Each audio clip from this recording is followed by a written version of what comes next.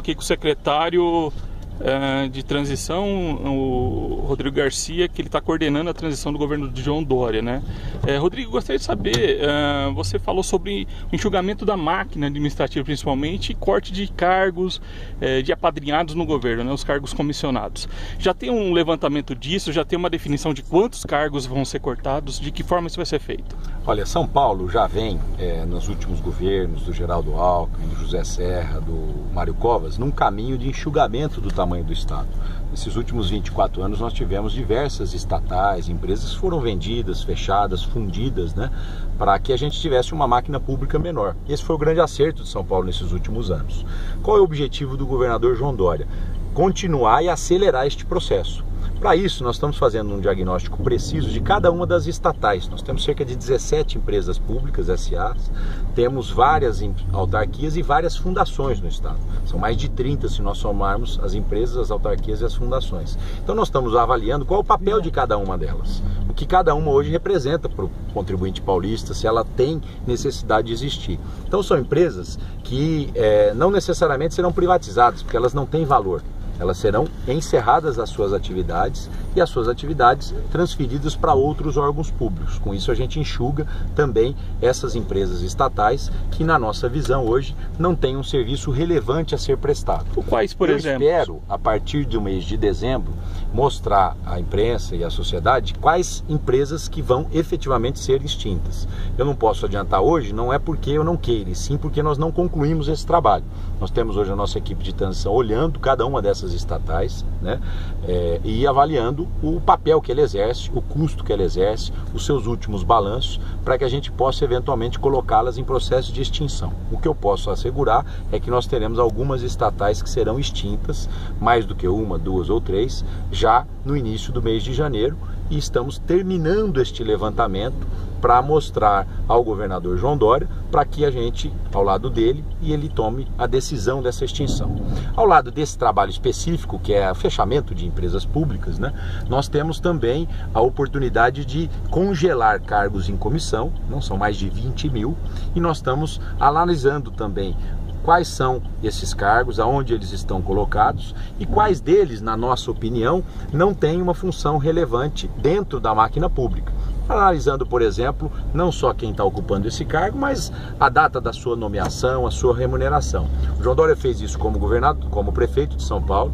Ele congelou 30% dos cargos em comissão no início do seu mandato, e nós também estamos fechando esse número para que o governador João Dória anuncie quantos cargos desses mais de 20 mil em comissão serão congelados no início do governo, ou seja, não serão ocupados, portanto, não teremos gastos. Esses dois pontos, Rodrigo, eles vão ao encontro daquilo que a gente colocou no nosso programa de governo. Um governo com responsabilidade fiscal, um governo com uma máquina pública mais enxuta e um governo descentralizado, né? O que significa a descentralização? Parceria com os municípios. Nós estamos criando, adaptando a pedido do governador João Dória, a Secretaria do Interior, que vai ser... Essa é justamente a pergunta, como é que iria funcionar a Secretaria do Interior e onde será a sede da Secretaria? Então, Rio Preto, como é que vai funcionar? O que é a Secretaria do Interior que o governador João Dória vai anunciar nos próximos dias? Ela é uma secretaria meio, que vai servir de ponte entre as demandas municipais e o Estado. E vai fazer isso de maneira tecnológica. Não tem mais nenhum sentido o prefeito, uma autoridade municipal, uma entidade assistencial ir a São Paulo, levar um ofício e esperar que o seu pleito seja atendido.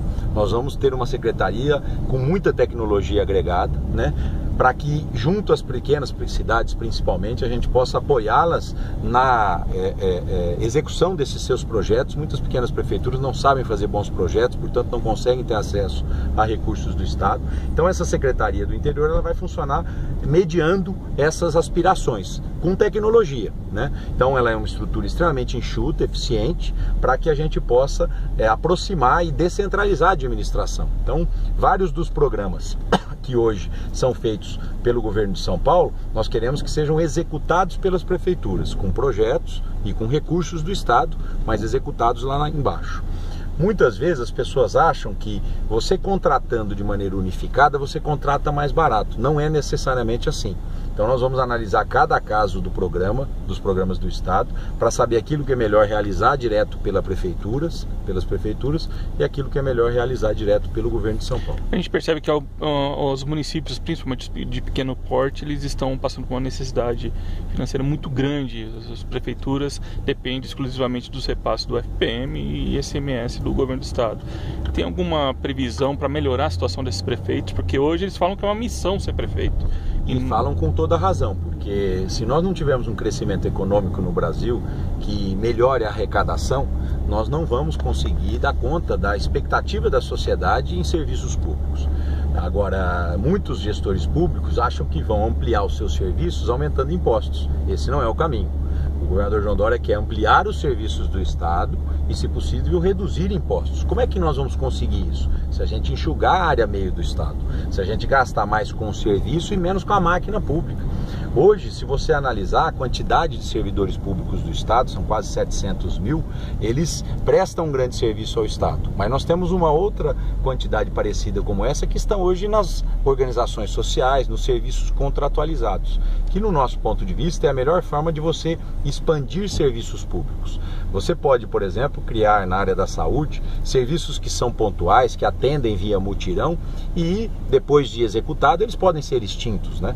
Então o Dória tem esse tripé no nosso programa de governo. Um governo com responsabilidade fiscal, gastando bem o dinheiro público e não gastando mais do que pode.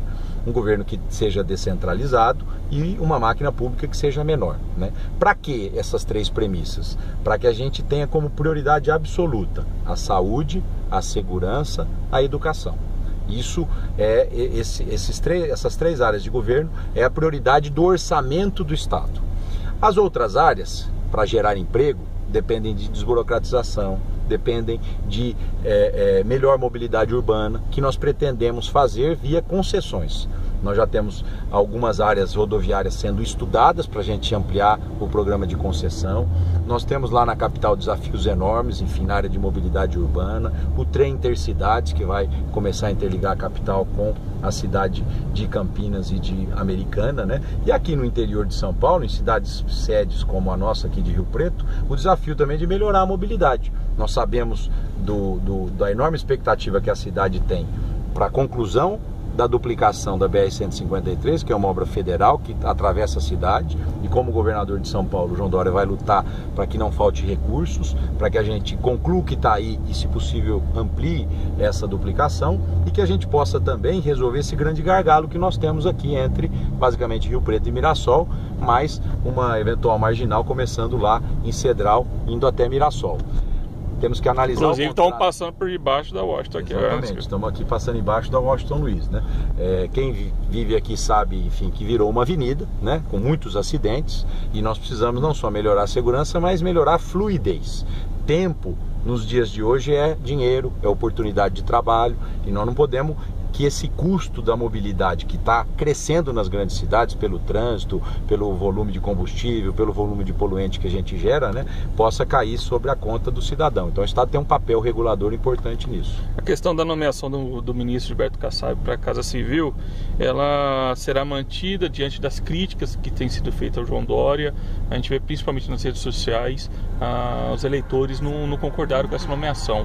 Como é que é uma decisão do governador, enfim, de nomear o ministro Kassab como secretário da Casa Civil, uma decisão apoiada pelo governo, porque a gente entende que o Kassab tem contribuição na área política, que é o papel específico da área da Casa Civil a ser dada. Kassab foi prefeito de São Paulo, deputado, ministro, né?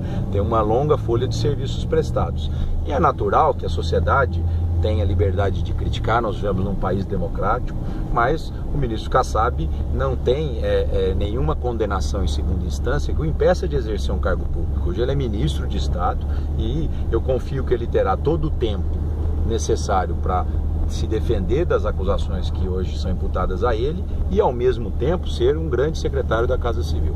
Em relação à disputa da Assembleia, da mesa diretora da Assembleia, o governo vai interferir? De que forma sorver, por exemplo, a movimentação do PSL com a candidata Janaína Pascoal? Olha, todas as movimentações para a Assembleia são legítimas, né? É um poder independente, que tem hoje um nível de fracionamento partidário talvez inédito na história de São Paulo, né? Muitos muitos partidos com bancadas médias e pequenas, e acho que no momento certo os parlamentares vão sentar e avaliar aqueles que têm melhores condições de dirigir a Assembleia. O governo vai respeitar a decisão e o ministro Kassab, que será o nosso secretário da Casa Civil, é quem vai dialogar com o parlamento sobre não só a maioria parlamentar na Assembleia, mas sobre as questões que dizem respeito à escolha do presidente. Os deputados da região que não conseguiram a reeleição vão de alguma forma ocupar algum cargo na próxima administração. Especialmente a gente percebe que o deputado Marco Vignoli de Catanduva, ele tem inclusive participado das reuniões de transição, né?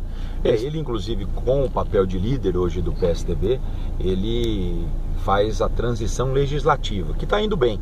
Nós já aprovamos a extinção do IPESP na Assembleia, já aprovamos empréstimos para a Sabesp na Assembleia, que serão executados pelo nosso governo, né? Temos LDO, lei orçamentária. Então, eu primeiro preciso registrar e ser correto. Nenhum dos deputados que perderam as eleições estão pleiteando cargos no governo. Ninguém nos pediu, ninguém nos demandou. Naturalmente, quando você monta um governo, você busca pessoas, enfim, capacitadas para ocupar os cargos. Pessoas que, na visão do governador João Dória, têm total condição de ocupar os cargos. Sejam eles pessoas que perderam a eleição, sejam eles pessoas que estão na sociedade civil, né? A tarefa de governar é uma tarefa coletiva. Nós precisamos de boas figuras que tenham competência e aptidão para nos ajudar a administrar. Mas em nenhum momento os parlamentares que perderam nos pediram isso.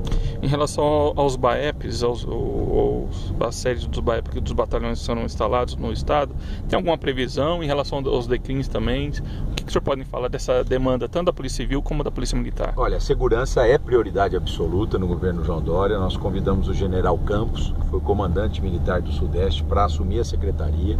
O general assumiu, está diante de um diagnóstico amplo que ele está fazendo na secretaria, avaliando, escolhendo sua equipe, e sabe da prioridade que nós temos nessa área da segurança pública. A expansão da polícia ostensiva com os BAEPs do interior, da polícia investigativa com os DEICs regionais e também de uma reestruturação de carreiras que existe uma expectativa hoje da Polícia Civil e da Polícia Militar. Então, com toda tranquilidade, o general Campos sabe da pressa que São Paulo tem e, óbvio, da cobrança do governador João Dória para que isso aconteça o mais rápido possível. Ele terá todo o apoio do governador para que ele execute o mais rápido possível o nosso programa de governo. Nós temos 4 anos pela frente e pretendemos já no primeiro ano largar com grande parte das nossas expectativas de campanha já sendo implementadas. Em relação ao salário dos professores, Rodrigo, que vira e mexe, você participou muito de eventos com o governador Geraldo Alckmin e a POS sempre se fez presente com críticas ao governador, cobrando principalmente ajuste de salários, né?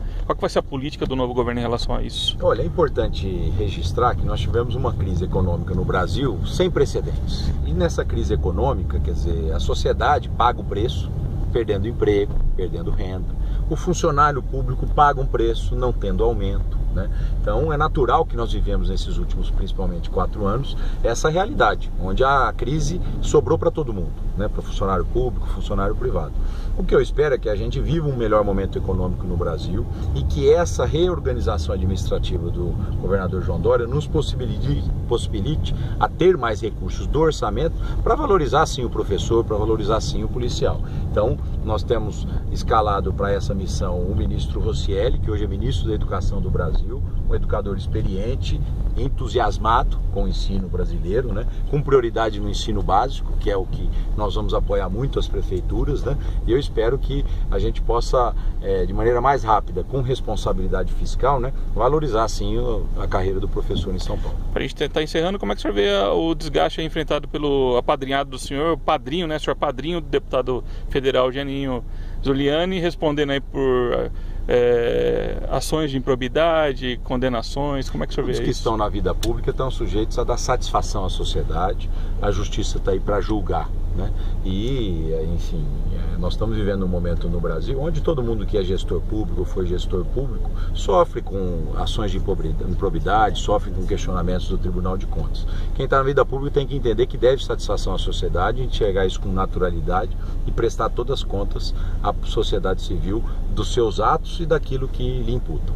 E a sua função como vice-governador vai ocupar algum cargo também no governo ou não? Olha, a ideia é que nós tenhamos na estrutura da vice-governança a Secretaria de Governo, né, que é, no fundo, a secretaria que toca a administração pública, que faz a articulação de dentro da máquina. É essa tarefa que o governador João Dória me deu, me colocando como coordenador da transição e como secretário de governo. O Márcio França tem respondido todos os questionamentos do senhor? Tem fornecido os dados ou tem tido algum tipo de resistência? Na realidade, começamos ontem. Na nossa opinião, começamos tarde, mas começamos ontem e ele disponibilizou a partir de ontem todas as informações que nós estamos demandando. E sua relação com o Valdomiro Lopes?